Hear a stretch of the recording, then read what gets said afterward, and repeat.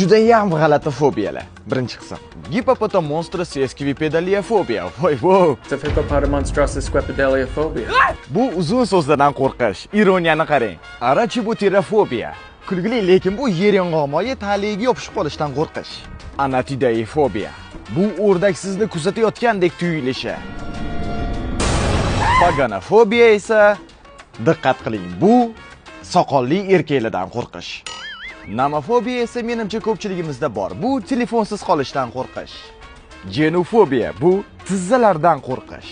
Xantofobiya esa sariq rangdan yoki sariq so'zidan qo'rqish.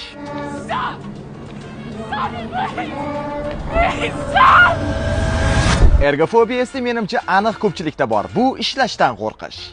Aytsam ishonmaysiz, lekin amfalofobiya bu kindikdan qo'rqish.